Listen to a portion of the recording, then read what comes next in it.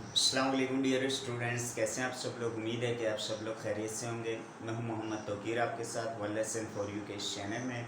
आज का जो हमारा लेसन है वो है फ्यूचर परफेक्ट टेंस। तो चलते हैं हम अपने फ्यूचर परफेक्ट टेंस के स्ट्रक्चर की तरफ कि हम इसे कैसे बनाएंगे।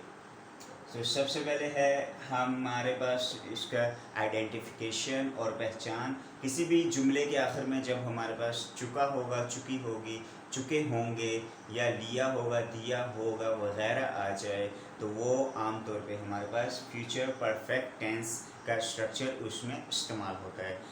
नेक्स्ट है हमारे पास हेल्पिंग वर्ब। इसमें जो हेल्पिंग वर्ब इमदादी फेल वो कौन सा इस्तेमाल होता है, विल हैव, शेल हैव। और सब के साथ आप विल हैव इस्तेमाल कर सकते हैं। और शेल जैसे कि हमें मालूम है आई और वी के साथ शेल इस्तेमाल होता है और विल भी इस्तेमाल कर सकते हैं।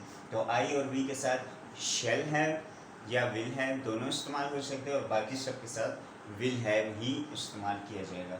फॉर्म ऑफ वर्ब जैसे कि हमें मालूम है जितने भी परफेक्ट टेंसेस हैं हमारे पास, प्रेजेंट परफेक्ट हो गया, पास्ट परफेक्ट हो गया या फ्यूचर परफेक्ट, उन सब में हमारे पास थर्ड फॉर्म का इस्तेमाल होता है।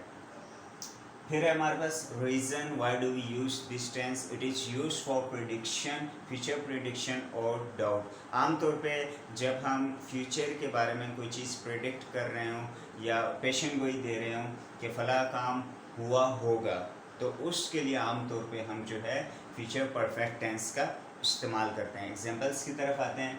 Ali will have joined academy, Ali ने एकेडमी ज्वाइन कर ली होगी। और बाज़ औक़ात यहाँ बाय टाइम भी आता है, यानी by now Ali will have joined academy, Ali ने अब तक एकेडमी ज्वाइन कर ली होगी। ठीक है। और अगर आप चाहें तो यहाँ पे बाय टाइम लगा सकते हैं और अगर नहीं भी लगाना चाहें तब भी चलेगा।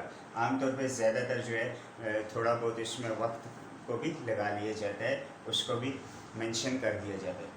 तो इसका जो नेगेटिव है, Ali will not have joined academy by now, अभी तक अली ने एकेडमी ज्वाइन नहीं की होगी या नहीं कर चुका होगा। Ali will not have joined academy, ये हमारे पास शेड डबल आ गया। इसके बाद है हमारे पास will Ali have joined academy, क्या अली ने एकेडमी ज्वाइन कर ली होगी। You shall have spoken English, तुम इंग्लिश बोल चुके होगे। तो आप देख रहे हैं हमारे पास जो एग्जांपल्स हैं इनमें हमें एक चीज़ मालूम होती है कि हम फ्यूचर के बारे में प्रेडिक्ट कर रहे हैं, पेशन गोई दे रहे हैं कि तुम इंग्लिश बोल चुके होगे, यानी कि मुस्तकबिल में या मैं जब तुमसे मिलने आऊँगा तो तुम इंग्लिश बोल चुके होगे, तुम अपना काम फिनिश कर चुके होगे। और इसी तरह अली एकेडमी ज्वाइन कर चुका होगा, हम अली से मिलने जा रहे हैं, उसके घर जा रहे हैं, तो हमारे मिलने तक या हमारी मुलाकात तक, हमारे विज़िट तक वो एकेडमी ज्वाइन कर चुका होगा। या अली जो है अपनी जॉब से रिज़ाइन कर चुका होगा वगैरह वगैरह। इस तरह के जितने भी जुमले हैं जिसमें चुका होगा, चुकी होगी वगैरह आ जाए तो उसको आम तौर पे उस पर जो स्ट्रक्चर लगेगा हमारे पास वो फ्यूचर परफेक्ट टेंस का लगेगा। बाज़ औक़ात हम इस फ्यूचर परफेक्ट टेंस का जो साइन है, चुका होगा, चुकी होगी, तो ये प्रेजेंट में भी इस्तेमाल कर लेते हैं। तो लिहाजा कंसेप्ट हमारा क्लियर होना चाहिए। जब उर्दू का जुमला हम बोलते हैं कि मैं खाना खा चुका, वो खाना खा चुका होगा, ठीक है, वो खाना खा चुका होगा, तो ये बाज़ औक़ात हम प्रेजेंट को जो है वो उसे मेंशन कर रहे होते हैं और इसमें हमें सिर्फ डाउट होता है, यानी प्रेडिक्ट नहीं कर रहे होते, पेशन गोई नहीं होती। पेशन गोई हमेशा फ्यूचर की होगी, लेकिन जब हमें डाउट होगा तो उसमें जो साइन हमारे पास चुका होगा अगर आ जाए, जैसे वो खाना खा चुका होगा, जैसे मैं अभी अली से मिलते हुए आ रहा हूँ तो वो खाना खा चुका होगा या वो स्टडी कर चुका होगा। मैंने ये जुमला बोला है लेकिन ये मैं प्रेडिक्ट नहीं कर रहा कि फ्यूचर में कर चुका होगा, बल्कि मेरे जहन में, मेरे माइंड में ये है कि maybe he has done this work, maybe he has eaten his meal या maybe he has studied, यानी अली अपना काम कर चुका होगा।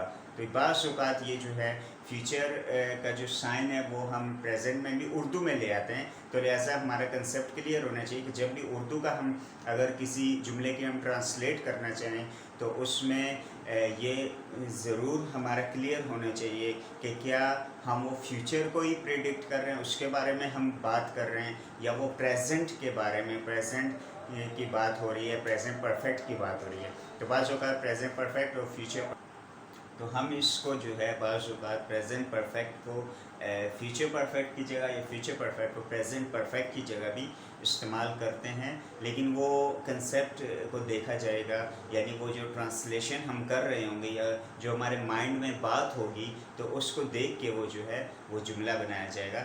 لہٰذا یہ ڈیپینڈ کرتا ہے کہ ہم جملہ یا ہمارے مائنڈ میں کیا چل رہا ہے. تو ہمارے مائنڈ میں اگر پریزنٹ پرفیکٹ چل رہا ہے تو اس میں بے شک جو ہے ہمارے پاس سائن چکا ہوگا وغیرہ آ جائے، تب بھی وہ پریزنٹ پرفیکٹ کا اسٹرکچر اس میں لاگو ہوگا، یعنی اس کو امپلائی کریں گے. اور اگر ہمارے پاس جو ہے فیوچر پرفیکٹ کو ہم جو ہے مینشن کر رہے ہیں، تو بعض اوقات اس کی جگہ ہم پریزنٹ پرفیکٹ بھی لگا سکتے ہیں. لیکن وہ ڈپینڈ کرتا ہے ہمارے مائنڈ سیٹ پہ. تو امید ہے کہ اچھا، یہ جو آخری کا جو میں نے چیزیں ڈسکرائب کی ہیں، تو یہ تھوڑی ہو سکتا ہے کہ آپ کو سمجھ آنے میں اس میں مشکل پیش آ رہی ہے. تو انشاءاللہ ان کے جب ہم ماڈل وربس کو اسٹڈی کریں گے، جس میں مائٹ وغیرہ، کوڈ وغیرہ، یہ سارے ماڈل وربس استعمال ہوتے ہیں، اور انہیں جب ہم یوز کریں گے تو اس میں بھی یہ چیزیں مزید کلیئر ہوں گی کہ مائٹ بعض اوقات ہم استعمال کرتے ہیں، میں بھی استعمال کرتے ہیں، شاید جہاں پہ ہمارا ڈاؤٹ وغیرہ ہو. تو خیر، یہ جو اسٹرکچر ہے اور جو ہم نے اس کو ڈسکس کیا ہے، فی الحال آپ صرف ان چیزوں کو اپنے مائنڈ میں رکھیں، اور باقی جو چیزیں اگر آپ کو سمجھ نہیں آئیں تو نو پرابلم، انشاءاللہ وہ آگے دوبارہ ہمارے پاس جو ہے وہ آئیں گی. امید ہے کہ آپ کو جو ہے فیوچر پرفیکٹ ٹینس استعمال کرنے میں اور جو ہے سمجھنے میں آسانی ہوئی ہوگی، اور انشاءاللہ اگر آپ اس کی پریکٹس کریں گے تو یہ آپ کو اچھی طرح جو ہے یاد ہو جائے گا. نیکسٹ لیسن تک کے لیے مجھے اجازت دیجیے. اللہ حافظ. السلام علیکم.